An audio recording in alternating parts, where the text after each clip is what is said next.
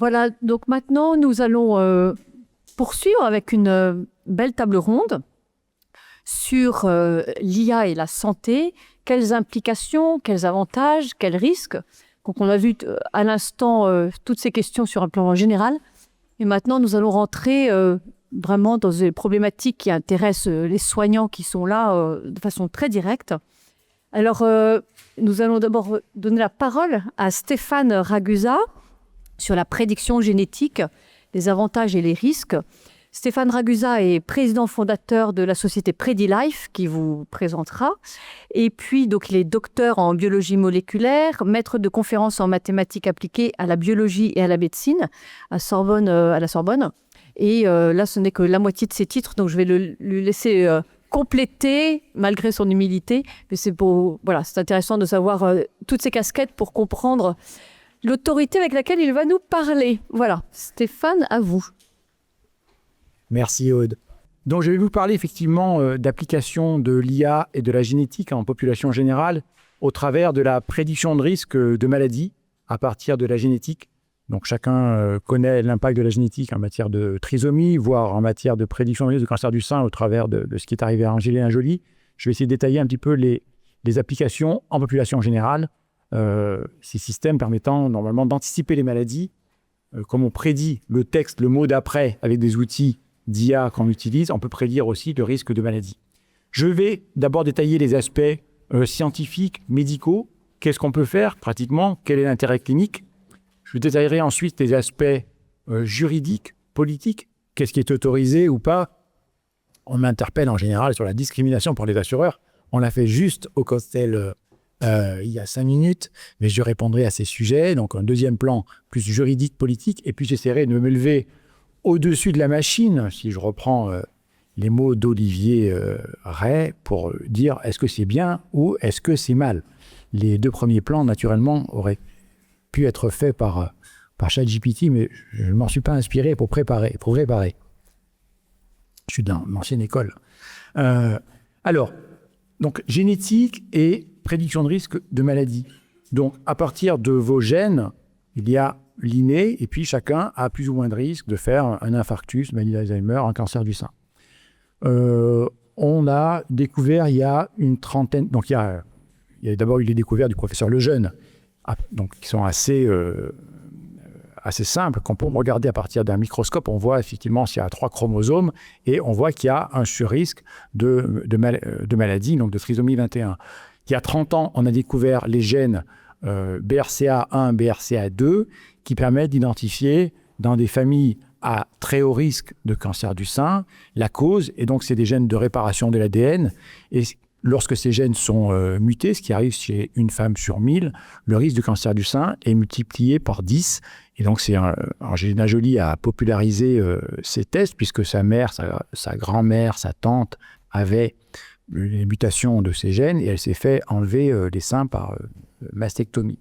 Donc ça, c'est des choses qui se sont développées. Cette génétique s'est développée sur des populations extrêmement restreintes, les maladies génétiques, donc il y a peut-être 50 ans. Ça s'est ouvert un petit peu aux familles à risque de cancer du sein ou de maladies de Crohn, essentiellement, je dirais il y a 30 ans. Et aujourd'hui, il commence à y avoir des applications en population dite générale, pour tout le monde, où on arrive à voir l'impact de la génétique sur le risque de maladie, avec des outils qu'on appelait il y a quelques années d'IA, qu'on appelle la plus d'IA aujourd'hui. C'est simplement des méthodes d'apprentissage statistique ou informatique, mais l'IA permet de les améliorer. Donc je vais détailler un petit peu ce que la technique permet de faire. Donc on peut prédire les risques de pathologie, donc les principaux cancers, avec des gènes et l'environnement. Donc chacun connaît ce qu'on fait en matière d'infarctus. Avec le cholestérol, la tension, l'âge, le fait de fumer, on arrive à prédire le risque d'infarctus. Et ça a donné ces tests de cholestérol qui sont aujourd'hui généralisés.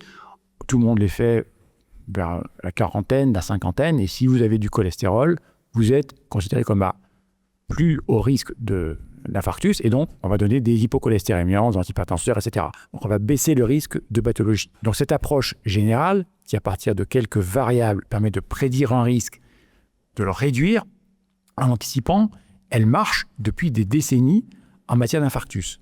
ce qui est en train de se passer, c'est qu'elle est en train d'être étendue à la cancérologie.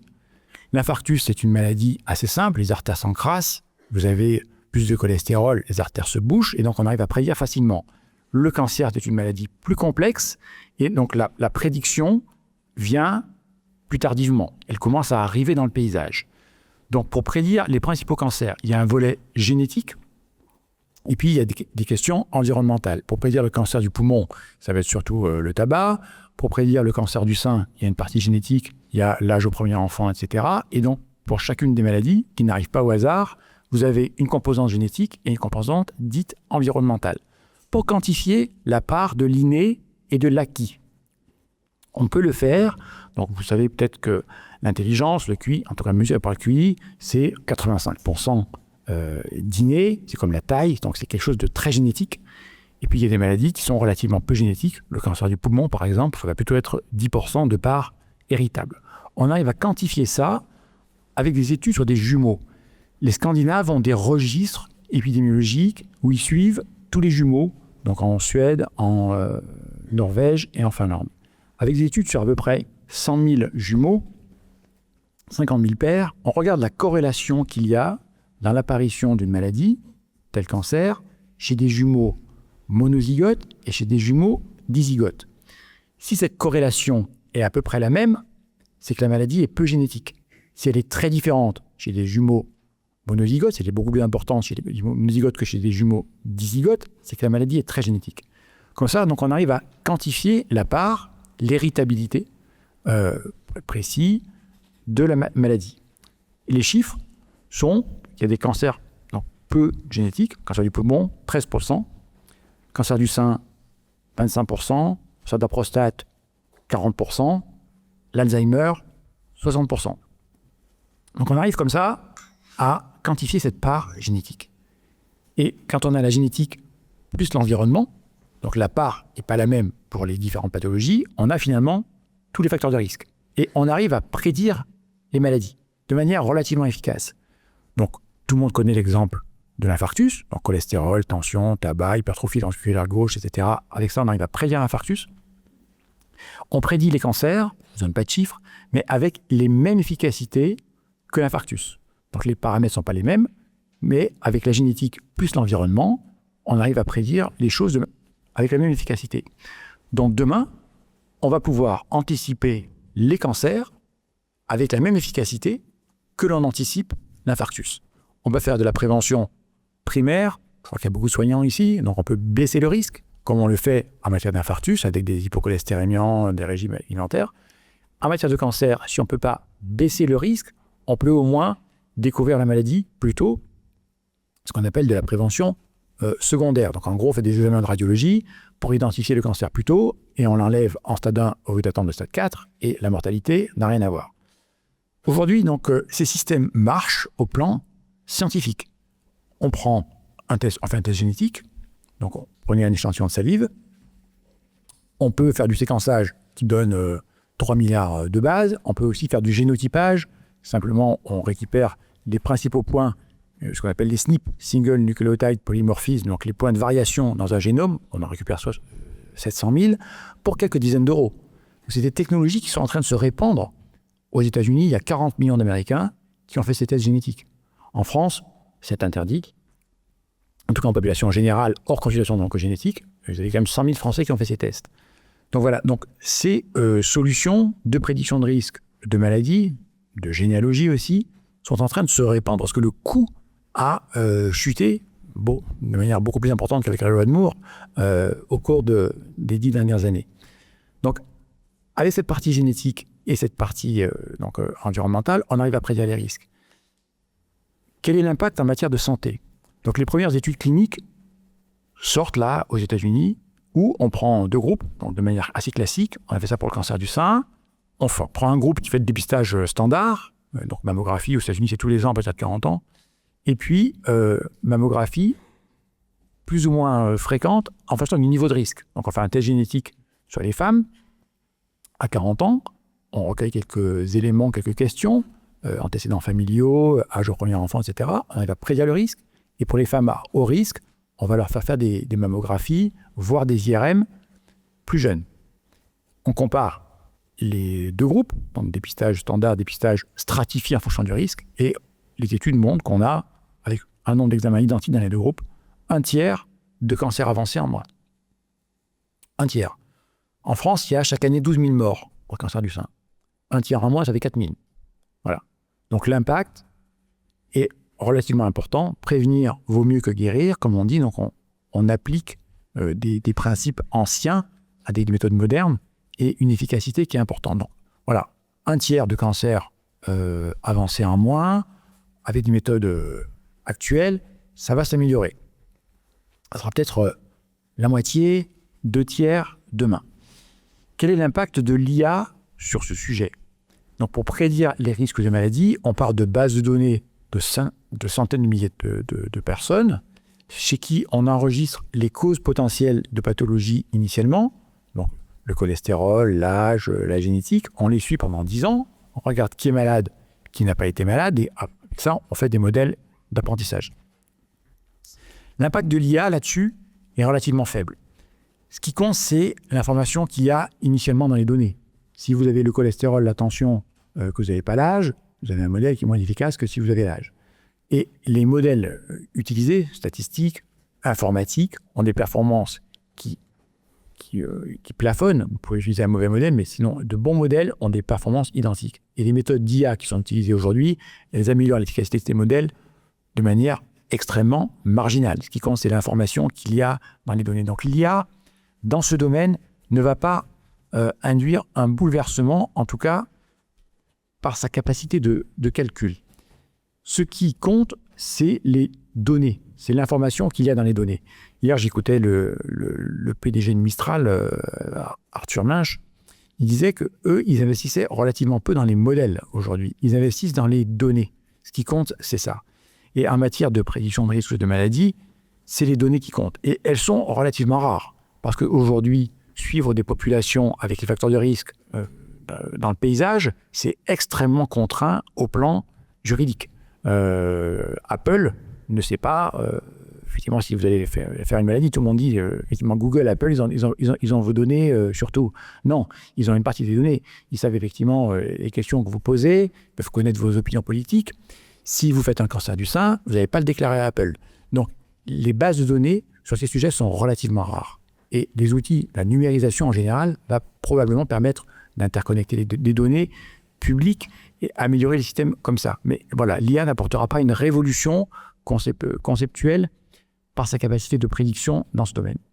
Bon, voilà, sur le premier plan, ce que permet la technique. Donc, on peut prédire les maladies et au plan clinique, ça va réduire probablement, dans les années qui viennent, je dirais de moitié le nombre de cancers avancés. Ça va dépeupler les centres de cancérologie. Moitié, et sans doute plus demain. Quel est l'impact, quelle est la régulation sur ce sujet? Je vais faire un petit point juridique et politique, parce que les lois sur le sujet dépendent du contexte politique. Donc on me dit toujours, et Jean-Marie me l'a dit à la pause, les assureurs vont être ravis de ça. Absolument pas. D'abord, il y a des lois. Le fait qu'il n'y ait pas de discrimination génétique par les assureurs, ou quelque chose qui fait un consensus absolu. Aux États-Unis, il y a une loi qui a été passée en 2008, qui s'appelle la loi GINA, qui veut dire Genetic Information Non-Discrimination Act. Donc voilà, les termes sont clairs, c'est une loi contre la discrimination en matière d'information génétique. Donc les assureurs, les employeurs n'ont pas le droit de faire de la discrimination en fonction des résultats de tests génétiques. En France, c'est pareil, une loi a été passée qui interdit non seulement aux assureurs de demander des informations génétiques avant de tarifer, mais qui interdit même aux patients, aux assurés, de donner des résultats qu'ils auraient obtenus par ailleurs. Donc, il n'y a pas de débat sur la question. Alors après, on me dit, les assureurs pourraient être tentés, contourner la loi, etc. Bon, je ne vais pas être trop long. Faut ne pas connaître le monde des assureurs. Quand on est assureur, on n'est pas un aventurier. Hein. Donc voilà. Donc les assureurs qui contourneraient la loi, ou les employeurs qui feraient des disques. Moi, j'ai une PME, j'ai 25 personnes. discriminer les gens en fonction de leur test génétique, ça ne tient pas debout. Bref, donc il n'y a aucun problème juridique. Je voudrais rassurer tout le monde ou décourager des gens qui voudraient des combats, des victoires faciles, mais se battre contre les assureurs qui pourraient faire de la discrimination. Non, c'est enfoncer des portes ouvertes. Il n'y a aucun problème sur la question. Néanmoins, il y a des différences en matière juridique selon les pays concernant ces sujets. La génétique est mal vue en France. C'est le seul pays au monde, c'est ce qu'on dit avec la Pologne, qui interdit les tests génétiques à visée dite récréative, ce que les Américains appellent le fun génétique, qui permet de remonter aux origines généalogiques. Et aux origines de l'homme, d'ailleurs, je fais juste une petite parenthèse, à partir de, parce qu'on est dans un milieu plus ou moins chrétien, on vient tous d'Adam réel, enfin, moi je crois à ça, et en fonction, et de Noé, et à partir des différences génétiques qu'il y a entre les individus, en fonction des taux de mutation qu'il y a d'une génération à l'autre, on peut remonter comme ça à l'histoire. Et on peut remonter à ce que la génétique mainstream appelle l'Adam chromosomique ou la Ève mitochondriale. Et on arrive à des dates qui ne sont pas certaines aujourd'hui. Certains vont dire, comme l'a dit Olivier Ray, 200 000 ans.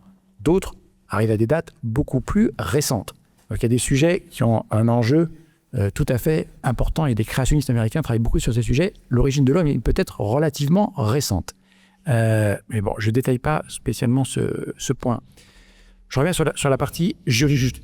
Donc il y a des pays où ces tests sont open bar. Aux États-Unis, vous pouvez offrir un test génétique à votre conjoint pour son anniversaire. On m'entend, ça résonne, je m'entends. Et il y a des pays comme la France où ceci est extrêmement régulé. Donc là, je parle de la génétique récréative, pour la généalogie. En matière médicale, en général dans le monde, n'importe quel médecin peut prescrire un test génétique pour connaître le risque de maladie de son patient. Un test cancer. C'est la règle dans le monde. Les exceptions, les principales exceptions, c'est la France, l'Allemagne et l'Angleterre. En France, il faut un peu plus d'autorisation. Il faut un médecin en lien avec un service d'oncogénétique.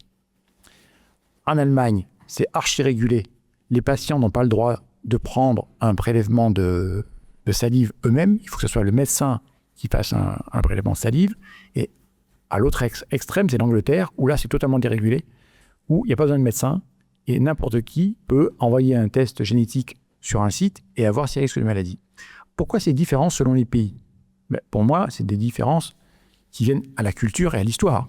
L'Allemagne régule énormément ces distinctions d'origine. On comprend pourquoi.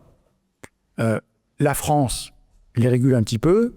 Bon, les historiens disent que la France est un peu coupable de ce qu'elle a fait à la Seconde Guerre mondiale. Ça vient aussi de là. Les différences génétiques sont relativement mal vues. En Angleterre, il n'y a aucune culpabilité historique. Je suis tombé sur un livre de Philippe de Villiers la semaine dernière qui disait « Tous les peuples européens ont une culpabilité qui vient de la Seconde Guerre mondiale, sauf les Anglais. » Alors qui n'ont rien à se reprocher. Et en Angleterre, donc, ces différences de communauté que l'on voit au plan politique, ou ces différences génétiques font l'objet d'aucune restriction. Et donc on peut en parler de manière très libre, et donc il n'y a aucun frein juridique. Voilà pour le plan juridique. Donc ce sujet est relativement régulé dans le monde entier. Il y a un consensus. Voilà, donc, en Angleterre, c'est relativement permissif, mais sinon, il y a un consensus qui vient de différences politiques. Pourquoi ce sujet est relativement mal vu en France ? Faites un test génétique, effectivement, est la première, en général, remarque que l'on fait. Moi, quand je parle de ce que je fais, je vais revenir après sur le fait est-ce que c'est bien ou pas. Je pense que c'est bien. La première remarque, en général, elle est négative en France. Dans d'autres pays, pas du tout. Hein. Quand je parle des Américains, ils ne voient que du positif. En France, en général, c'est négatif. Pourquoi ? Parce que c'est complètement contraire à l'ère du temps. La devise, c'est... on a bercé là-dedans, même ceux qui ont grandi dans les écoles Saint-Pédis, c'est liberté, égalité, fraternité. La génétique, c'est contraire à la liberté. Vous avez tel gène, vous avez tel physique, tel risque de maladie, vous êtes un homme et une femme. On peut essayer de s'en abstraire, mais enfin, voilà. Donc, ça vous rappelle que vous avez un profil qui... Vous ne faites pas ce que vous voulez avec votre physique. C'est contraire à l'égalité. Il y en a qui ont des bons gènes, il y en a qui ont de mauvais gènes. Et puis, ce qui est contraire à l'égalité, ben, c'est pas bon pour la fraternité. Donc, voilà. Donc, c'est complètement contraire à l'esprit français dans lequel on est versé. Voilà pour les aspects juridiques. Et je termine, je vais essayer donc, de m'élever au-dessus de la machine, par les aspects philosophiques et spirituels. Est-ce que c'est bien ? Est-ce que c'est bien de faire ça ? Est-ce que c'est bien à partir de génétique de faire de la prédiction de risque pour regarder les trajectoires des uns et des autres et pour anticiper avec des méthodes d'IA anciennes ou modernes ? Oui, moi je crois que c'est bien. En termes catholiques, on sera jugé sur les actes, pas sur les postures. Donc, se battre pour l'égalité, etc., c'est pas dans le jugement dernier. Jésus dit j'étais malade, vous m'avez visité. J'espère que ça, pour mon jugement à moi, j'espère que ça s'étendra à ceux qui n'auront pas été malades et qui auront été visités avant. Donc, je pense que l'impact sur la population est gigantesque. Il n'y a rien aujourd'hui en matière médicale qui a un tel impact. Vous avez des médicaments en cancérologie qui vont prolonger la durée de vie de patients qui ont au stade métastatique de 6 mois, 9 mois, et parfois c'est 50% de 18 mois, donc c'est très bien, ça fait 9 mois de gagné, mais l'impact est là. Quand vous évitez un tiers, et demain probablement la moitié de maladies graves, en matière médicale, c'est exceptionnel, unique. Voilà, donc l'impact est gigantesque. Il faut encourager ça.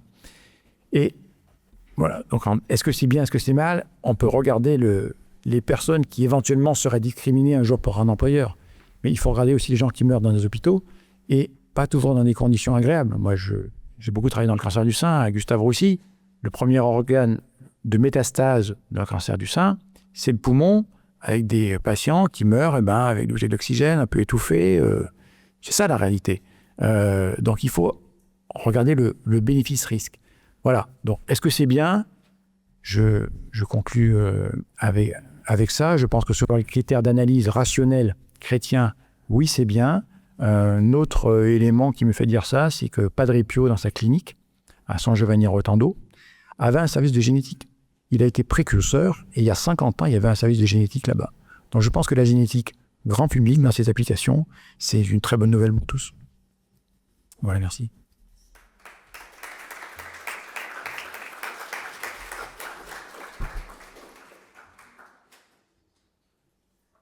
Et maintenant, nous laissons la parole à Jean-Marie Leméné. Donc, je présente sans doute inutilement, mais au cas où. Donc, Jean-Marie Leméné, qui est le président de la Fondation Jérôme Lejeune, qui est juriste, ancien haut fonctionnaire, membre de l'Académie pontificale pour la vie, et qui réfléchit, bien sûr, à la question de l'IA, mais dans son lien avec l'enhancement, et donc sa responsabilité, un petit peu son encadrement, mais plutôt la philosophie qui se cache derrière et le lien possible entre l'enhancement et le transhumanisme. Là, merci Aude.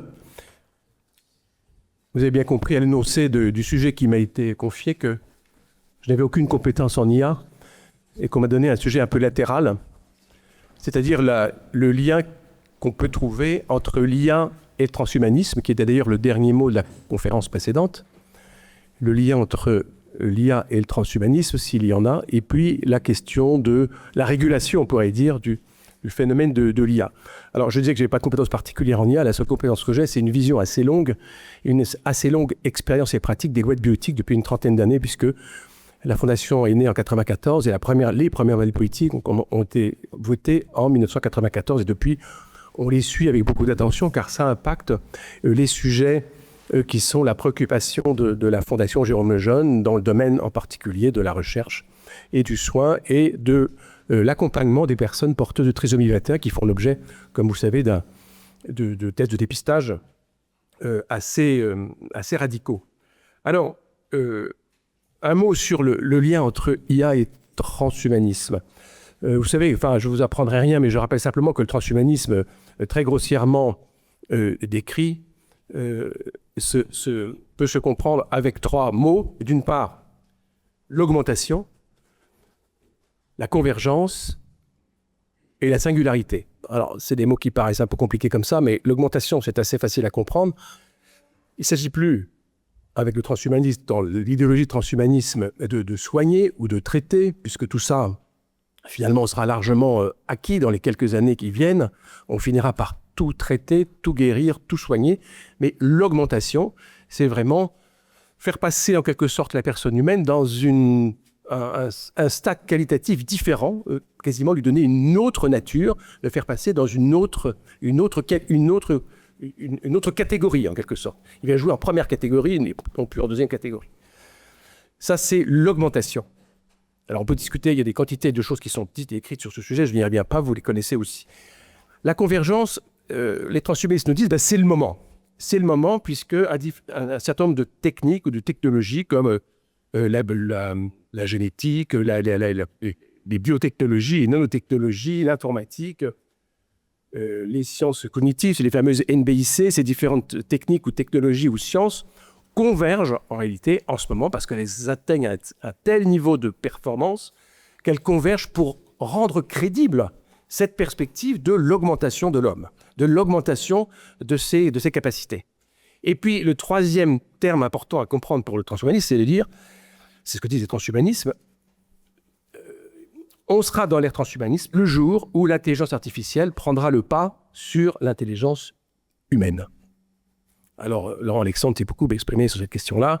Il a dit que ce serait dans les années 2030, c'est-à-dire qu'on approche, et c'est vrai que le phénomène s'accélère, mais on ne peut pas dire encore que l'intelligence artificielle ait pris le pas définitivement sur l'intelligence humaine. On est encore loin, même si dans certains secteurs, cela semble se rapprocher.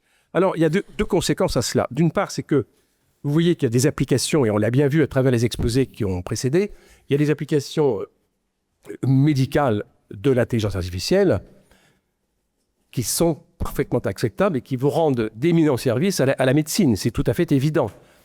Intelligence artificielle n'est pas égale à transhumanisme. Et c'est quelque chose d'important parce qu'en réalité, dans l'opinion publique, il y a presque par moment une sorte d'équivalence entre l'intelligence artificielle et le transhumanisme. Non, il n'y a pas d'équivalence. Même dans la définition des transhumanistes, ils disent que le troisième terme, la troisième composante du transhumanisme, ce sera lorsque l'IA prendra le pas sur l'intelligence humaine. Mais encore une fois, on en est loin et on voit bien qu'il y a des applications dans le domaine de la médecine qui sont nombreuses, parfaitement acceptables.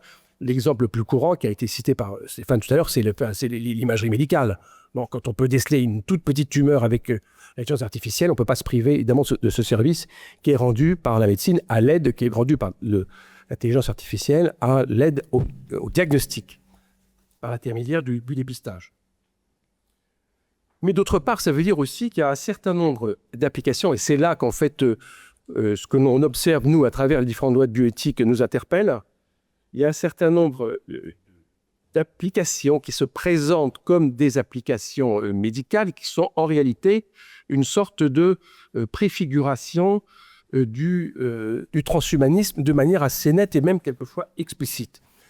Tous les secteurs de la médecine ne sont pas concernés de la même manière, au même niveau. En revanche, il y a un secteur très particulier que l'on observe avec beaucoup d'attention, puisque c'est essentiellement le sujet des lois de bioéthique, c'est tout ce qui concerne la médecine reproductive.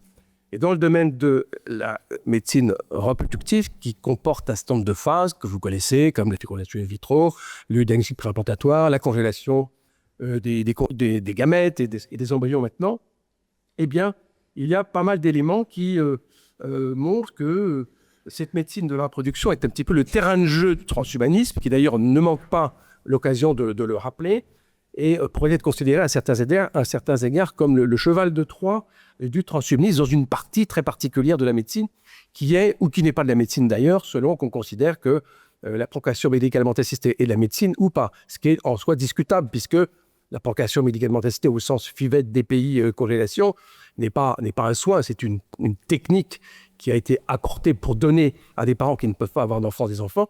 Mais en réalité, on n'a pas soigné la cause de l'infertilité ou de l'infécondité. Alors, il y a des prérequis idéologiques dans cette médecine, cette médecine reproductive qui sont effectivement un peu les mêmes que ceux qu'on retrouve chez les idéologues du transhumanisme. Je pense en particulier à une vision très matérialiste de l'être humain, à l'utilitarisme. Il faut que ça marche, il faut que ça serve, il faut que ça ne coûte pas trop cher, qu'il y ait un rapport qualité-prix qui soit intéressant et que ce soit en fait des personnes qu'on amène à la vie mais qui en même temps soient plutôt en bonne santé parce que ça rendra davantage service à la société et tout le monde sera plus heureux. Et puis bien sûr c'est aussi l'eugénisme qui est en réalité une dimension très structurante du transhumanisme. Donc la perspective de l'homme augmenté, elle existe déjà très nettement dans la médecine dite reproductive à travers des techniques qui s'apparentent à de l'eugénisme négatif, ça, on les connaît bien, c'est tout ce qui est diagnostic prénatal et diagnostic préimplantatoire, avec ces traits caractéristiques qui sont de plus en plus l'obsession de l'exhaustivité, la hantise de rater la cible, des algorithmes qui se complexifient au fur et à mesure que les techniques de dépistage se perfectionnent, qui empruntent évidemment au probabilisme, à la statistique, puisque c'est comme ça qu'on finit par avoir des tests qui sont de plus en plus fiables. J'ai eu l'occasion, j'ai fait un bouquin il y a 10 ans sur l'avènement d'une nouvelle dimension du dépistage prénatal de la trisomie 21 qui s'appelle le diagnostic prénatal non invasif, le DPNI. Et j'ai fait ce travail-là à la suite d'observations qu'on avait faites depuis déjà quelques années à la Fondation, à partir d'une découverte qui a été faite par un savant d'Asie du Sud-Est, je ne sais plus exactement dans quel pays il était, et qui avait découvert que, très très belle découverte, que dans le sang circulant de la maman enceinte, on trouve des traces d'ADN, des petites séquences d'ADN de l'enfant qu'elle porte.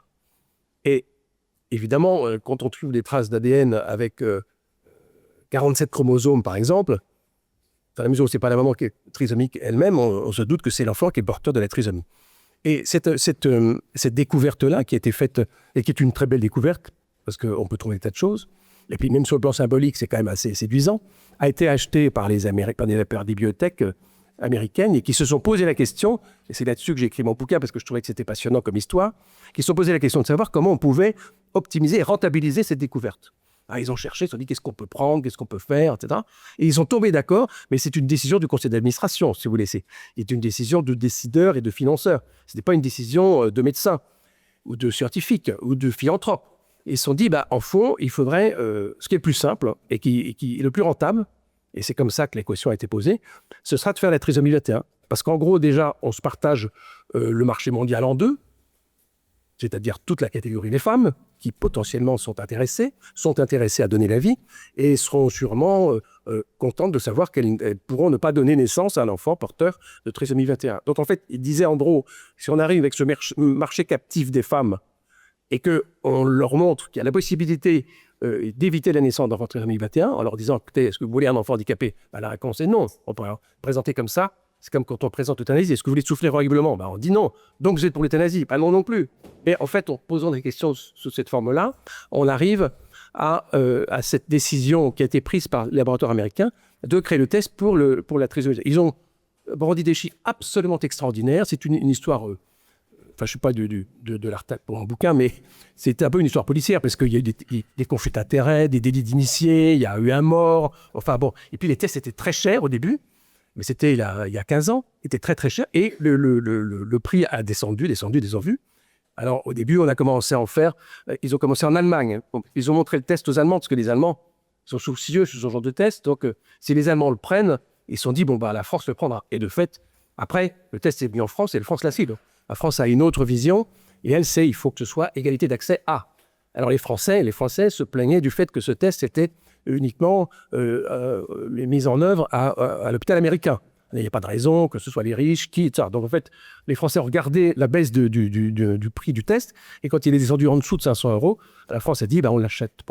Il était remboursé par l'assurance maladie. En fait, vous voyez, ces dispositions-là montrent que la perspective d'utilisation de manière assez exhaustive de ce test pour dépister la trisomie 21 ont été prises en fait sur la base de critères essentiellement financiers. Et moi, j'avais écrit à l'époque que, évidemment, si on arrivait à trouver d'autres choses grâce à l'utilisation de l'IA, notamment, qui pouvait balayer beaucoup plus rapidement l'ensemble du génome, on trouvera d'autres choses que la trisomie 21 et d'autres choses beaucoup plus fines. Et aujourd'hui, ce qu'on lit dans les publications scientifiques aujourd'hui, c'est qu'effectivement, le test est en train de s'ouvrir à bien d'autres choses qui peuvent être sélectionnées et je dirais, mises sur le marché, marchandisées, monnayées, à un stade de la grossesse extrêmement précoce. Donc, ça présente l'avantage de l'économie, c'est pas invasif parce que on prélève du sang de manière tout à fait non invasive. Et puis, c'est écologique, c'est citoyen, etc. Enfin, bon. Et donc, c'est vrai que cette dimension-là de la médecine où des pratiques qui sont utilisées dans cette médecine reproductive nous indique qu'au fond, on n'est pas très très loin de rejoindre les perspectives transhumanistes, parce que faute d'être capable de fabriquer des hommes augmentés, on est déjà capable de ne faire naître que des hommes qui ne sont pas diminués, puisqu'on ne fait plus naître d'enfants porteurs de handicap, sauf deux exceptions, quand le dépistage ne marche pas et quand la famille considère qu'elle n'a pas lieu de faire le tri parmi les enfants qui lui sont donnés. Mais on rentre aussi déjà, et on le voit à travers les lois de bioéthique, la loi de bioéthique a été votée en 2020, et encore plus à travers la loi de bioéthique qui sera votée en 2028 et dont on a déjà les prémices, puisqu'il y a déjà des travaux qui sont lancés sur cette question-là, on voit que l'eugénisme positif est déjà là, c'est un mouvement qui est déjà largement engagé. En effet, il y a déjà des traces aujourd'hui à travers ce qui est pratiqué. On a fabriqué en France des embryons avec trois aliens, dans le but d'augmenter un embryon qui n'aurait pas eu les capacités de le faire. Donc, c'est une disposition qu'on a contestée d'ailleurs devant le juge et qui a été considérée comme illégale. Mais immédiatement après, le législateur a voté cette autorisation de la transgenèse. Donc, la transgenèse est légale à partir de 2020. Donc, ce qui a été fait avant était déjà transgressif, était toléré, et ça a été jugé par le juge, mais c'était trop tard. Après ça, vous voyez, on dépasse systématiquement les transgressions par d'autres, on les fait recouvrir par d'autres transgressions. Voilà. Donc, en fait, il y a également dans les EVA bioéthiques à venir tous les travaux sur la gamétogénèse. Donc, on va fabriquer des gamètes artificielles à partir de cellules souches. Donc, on va rentrer aussi dans les tests préconceptionnels. Donc, en fait, ça demande toute une machinerie qui est déjà assez largement à l'œuvre et qui s'apparente très nettement à une vision transhumaniste, parce que là, non seulement on fera naître des enfants qui sont en bonne santé, mais on fera naître des enfants qui auront augmenté déjà avant leur capacité grâce à ce qu'on pourra faire en matière génétique, très très précocement. On lit déjà dans la presse que certaines naissances par FIVET ont été faites grâce à l'IA et par l'IA. Voilà. Avec des exigences également de tri en matière de performance intellectuelle. Je ne sais pas très bien comment on peut apprécier les performances intellectuelles au stade embryonnaire, mais en tout cas, il y a une exigence et une demande qui est formulée, de grandes exigences d'aptitude intellectuelle pour être capable de rivaliser avec l'intelligence artificielle. Voilà pour le lien entre l'IA et le transhumanisme. Alors, maintenant sur l'encadrement, c'est bien gentil, tout ça, mais quelles sont les perspectives de régulation? Parce que voilà, on ne va quand même pas laisser faire tout ça. Les gens sont inquiets. Et on a un peu peur de tout ça parce que IA, robots, drones autonomes, enfin tout ça, ça fait peur aux gens. Et donc, on voit bien qu'il est question quand même de réguler. Alors, la grande régulation qui est intervenue au niveau de l'UE, c'est l'IA Act, et qui a été, je crois, rédigé en 2024, est applicable depuis 2025, et qui... c'était un énorme document assez foisonnant avec une centaine d'articles. Je n'ai pas tout lu, mais je vois que c'est foisonnant. Et qui classe les différents risques de l'IA en risques inacceptables qui sont interdits. Après ça, il y a des hauts risques donc, qui sont réglementés. Après ça, il y a des risques limités. Et là, les obligations sont relativement légères. Et en fait, on demande aux entreprises qui produisent ce type de système de s'auto-limiter. Donc de faire des audits réguliers pour voir s'ils rentrent dans des zones à risque. Et puis, enfin, il y a des risques minimums, il n'y a pas de réglementation. Alors, en fait, il s'agit surtout, dans ce texte foisonnant, d'interdiction très emblématiques en réalité, et qui répondent à l'inquiétude des gens, et qui tentent à prévenir des dérives manifestement inacceptables, à connotation sécuritaire, parce qu'on a dans le viseur tout ce qui relèverait d'un capitalisme de surveillance type Chine populaire. Bon, on a tous en tête le scoring social. Bon, ça ne nous fait pas envie. Nous, en Europe, on n'a pas du tout envie de ça. Et donc, c'est interdit, le scoring social, c'est-à-dire le système de dotation sociale en fonction du comportement et des caractéristiques de la personne. Bon, ça, on ne veut pas le faire. Et ça ne va pas du tout dans notre conception moderne de la liberté individuelle. Mais il faut quand même reconnaître qu'il y a quand même énormément d'évaluations automatisées des individus vers tous les gestes du quotidien que nous faisons sur Internet, avec nos cartes, avec nos identifiants, avec nos codes, etc.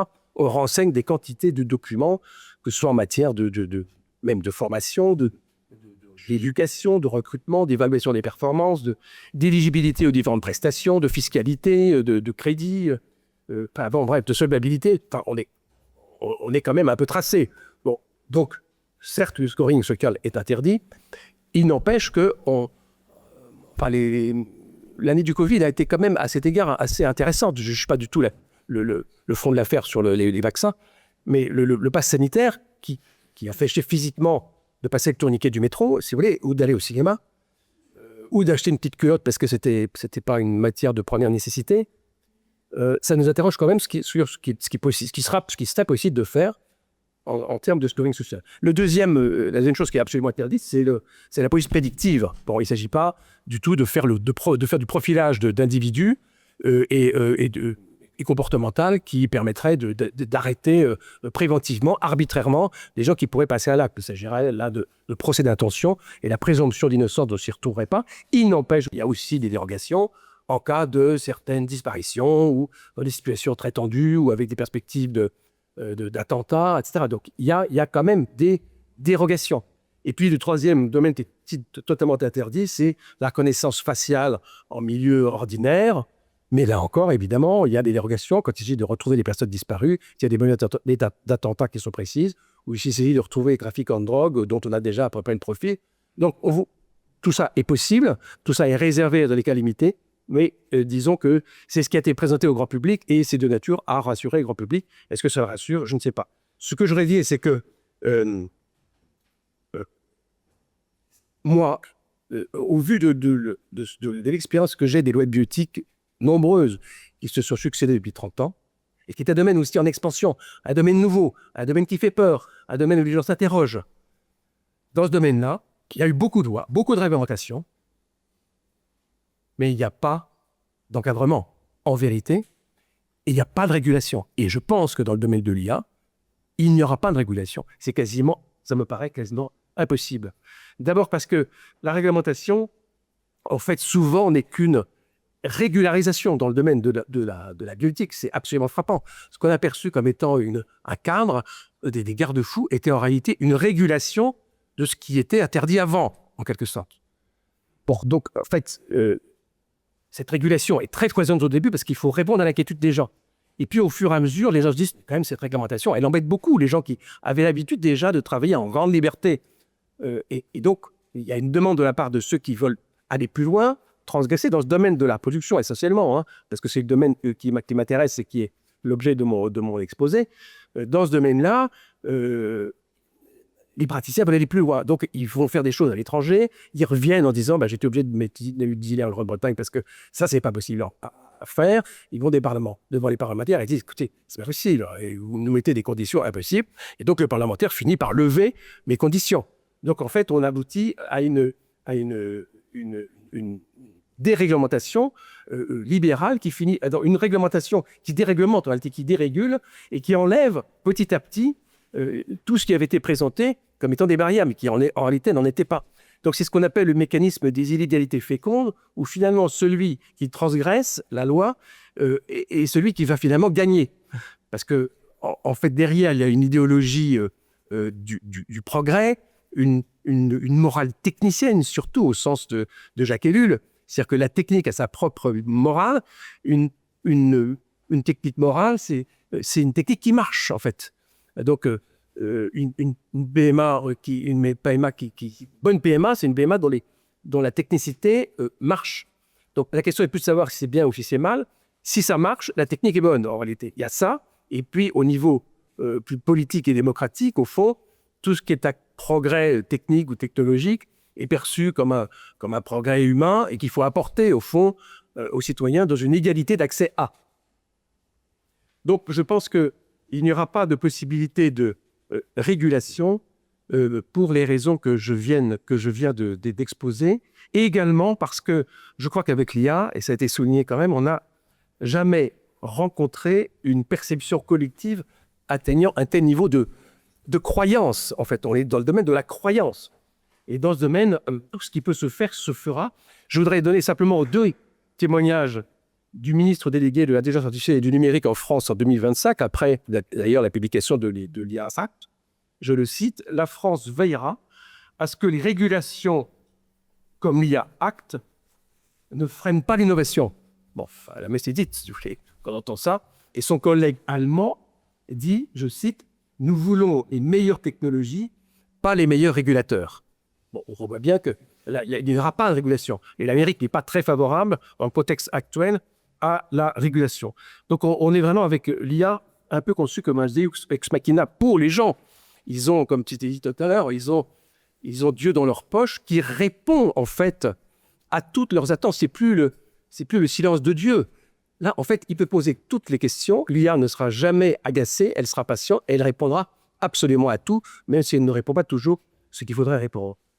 Donc, cette faillite de la responsabilité, en fait, nous montre que la réponse à tout cela n'est pas technique ni réglementaire. Il n'y aura pas de solution technique à cela. Mais elle tient dans la sagesse, simplement en 2 dispositions que je crois qu'il faut rappeler, à mon avis. C'est qu'il faut distinguer les cas où les systèmes d'IA gardent la main et les systèmes d'IA où on ne garde pas la main. Et je pense que si nous gardons la main, le système peut être jugé acceptable. Si on ne garde pas la main, il est inacceptable. Ça veut dire qu'on aura délégué à l'intelligence artificielle, le jour où elle deviendra autonome, la possibilité de tuer si on le donne de tuer. C'est la fameuse histoire du drone tueur. On sait, il y a quelques années, affolé autour du drone tueur, mais pour le moment, ça n'existait pas. C'est possible, mais ça ne se faisait pas. Il y a toujours un homme, à un moment donné, qui appuie sur le bouton. Et si on programme ce drone pour tuer, parce qu'en fonction des informations qu'on lui aura données, il pourra lui-même décider d'appuyer sur le bouton, c'est possible, mais ça ne se fait pas aujourd'hui. Si on le laisse faire, ça se fera. Mais c'est à nous de décider si on délègue tous les pouvoirs à l'intelligence artificielle pour qu'elle devienne autonome à travers certains outils.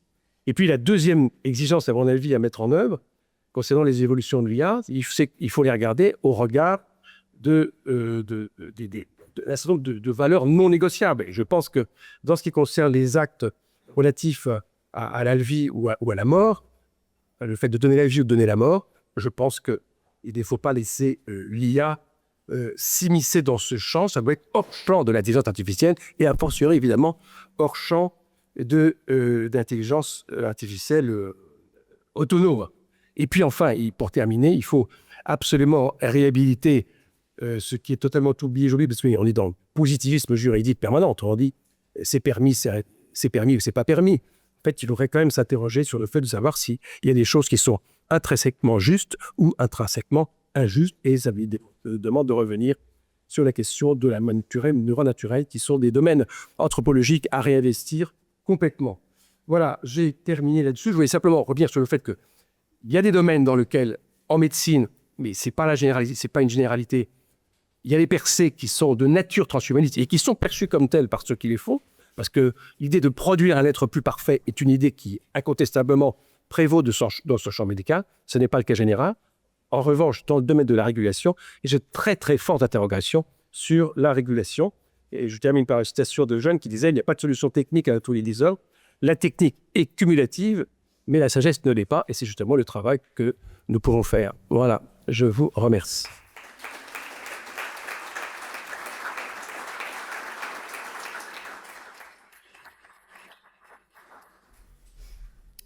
Merci beaucoup, Jean-Marie Le Bennett. On va prendre 5 minutes de questions, s'il y a une ou deux questions, parce qu'on a, voilà, tout est tellement intéressant qu'on a un peu décalé le temps, et pour pas faire attendre plus longtemps le professeur Schumacher.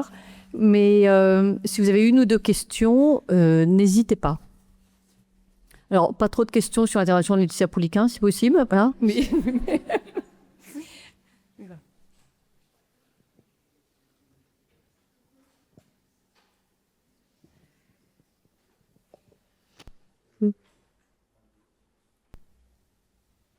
Est-ce qu'on m'entend? Oui. J'avais une question par rapport aux études génétiques.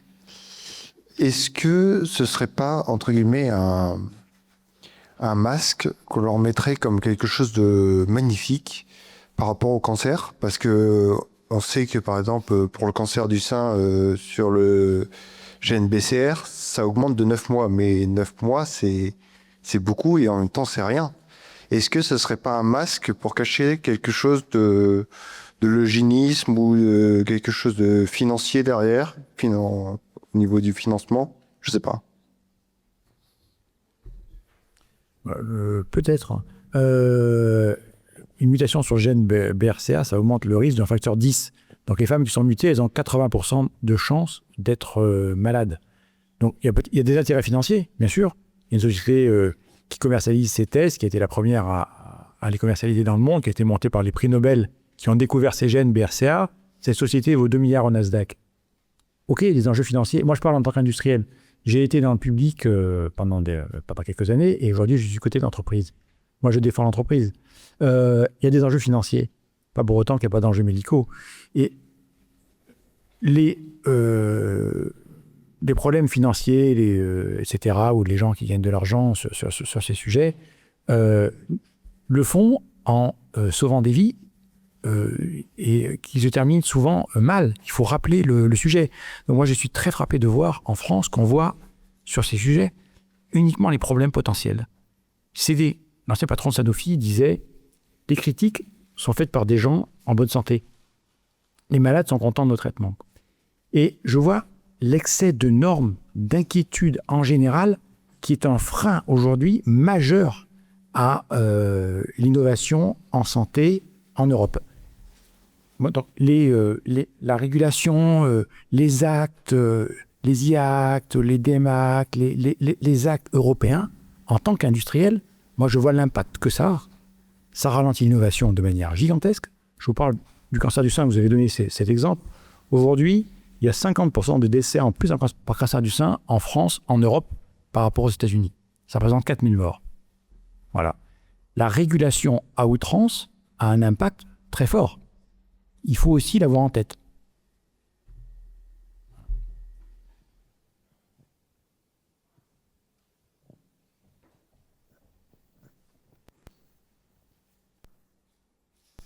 J'aimerais également revenir sur la médecine prédictive. Est-ce que préconiser une médecine prédictive de manière plus généralisée ne nous mettrait pas dans une posture d'inquiétude généralisée? Parce que ce sont des modèles statistiques, mais on nous identifie rarement 100% de chances de développer telle ou telle maladie. Donc ça veut dire qu'il y a toujours une certaine proportion de chances de ne pas développer cette maladie. Et donc de rentrer dans un processus médical qui est parfois lourd. On parle beaucoup du cancer du sein, mais donc un cancer du sein, ça implique... si on estime qu'il y a un risque de cancer du sein, on peut préconiser des mastectomies de manière préventive. Ça a aussi un impact psychologique, ça a un impact médical également certain, potentiellement des infections. Enfin, tout ça est très lourd, mais peut-être qu'il n'y aurait pas eu de cancer. Donc, est-ce que de pousser ça au maximum, est-ce que ça ne nous fait pas rentrer dans une mentalité oppressante? Oui, je vais vous répondre sur les deux sujets. D'abord, sur l'anxiété. De manière paradoxale, les gens qui font ces tests prédictifs ont une anxiété qui diminue. Parce que ceux qui ont des risques faibles, ils en sont contents. Ceux qui sont à risque élevé, ils le savaient un petit peu. Ils ont eu une mère, ils ont eu des antécédents, ils ont du cholestérol, etc. Ils sont heureux d'être pris en charge avec des protocoles précis adaptés à leur niveau de risque. Donc les patients, moi j'ai fait beaucoup de groupes de travail avec des patients et des médecins. Les patients sont extrêmement demandeurs de ces sujets. Ils veulent savoir, ils veulent des protocoles objectifs. Les médecins, par contre, sont réticents. Ils disent « Ouh là là, ça va inquiéter les patients » et ils ont des protocoles qui sont subjectifs en fonction de leur appréhension du risque et ceux qui en font les frais, qui en payent des conséquences, ce sont les patients. Ce pas les médecins. Voilà. Donc, c'est en tout cas les études cliniques qu'on a fait, nous, avec Gustave Roussy. On a commencé par étudier l'anxiété éventuellement générée par ce type de test, ont donné des résultats tout à fait étonnants. Voilà. Les patients sont très demandeurs et l'anxiété baisse. Après, vous le dites, effectivement, peut-être que les gens n'auraient pas eu de cancer du sein, etc. Les études cliniques servent à regarder ça, effectivement. Et aujourd'hui, elles montrent, mais ça a été montré en matière de cardiologie, on ne se dit pas, faire un test de cholestérol, ça va augmenter mon anxiété. Les gens le font. Et ceux qui estiment que ça augmenterait leur anxiété que de faire un test de cholestérol, on les laisse vivre en paix. C'est pas obligatoire. Si vous voulez pas savoir, il n'y a pas de souci. Moi, je veux pas savoir. Ça, je m'en vais voir. Et une question en tant que patient, suivi dans des services similaires aux vôtres. Effectivement, pour les traitements, c'est génial que la recherche avance. Sur la génétique, j'ai une crainte personnelle, peut-être qu'elle n'est pas fondée, c'est le côté de l'arme biologique. Si on a une population définie avec telle caractéristique génétique, un pays ayant, j'en sais rien, acquis une base de données, parce que tout ce qui est donné est hackable, entre guillemets, on va dire la Chine, si elle veut créer une arme génétique contre les Caucasiens, bah, si elle a toutes les données génétiques, c'est quelque chose qui est pratique et même très utile. Non, mais si vraiment les données génétiques avaient une valeur, je n'aurais choqué personne, mais les données génétiques des gens n'ont aucune valeur. Si les données génétiques des gens avaient des valeurs, les salons de coiffure seraient dévalisés. On prendrait des cheveux et voilà, les Chinois se précipiteraient, prendre votre exemple, les Chinois se précipiteraient, iraient dans les salons de coiffure, ça ne vaut rien. Les bases de données du plus gros acteur mondial, 23andMe, qui a été monté par l'ex-femme d'un des patrons de Google, qui a fait, ils ont fait 15 millions de tests aux États-Unis. Ces bases de données ont été hackées il y a 2 ou 3 ans, à l'époque où il y avait déjà une guerre au Moyen-Orient. Et ils ont divulgué le fait que certains étaient juifs. Parce qu'ils avaient ils ont beaucoup de juifs, parce qu'il y a beaucoup de risques de cancer du sein chez les femmes ashkénazes. Il n'y a pas eu d'impact. Il n'y a rien passé. Ça ne vaut rien. Voilà. Moi, si je veux vos gènes, je les ai. Encore une fois, je vous enlève un cheveu. Merci beaucoup Stéphane Ragusa. Et Jean-Marie Leméné, vraiment c'est frustrant parce qu'on aurait envie de continuer, mais l'heure a vraiment tourné. Donc on va vous remercier encore, c'était très intéressant. Ils sont à vos dispositions si vous voulez poser des questions après. Et puis on va laisser la place au professeur Bernard Schumacher qui attend patiemment son tour et qui, voilà.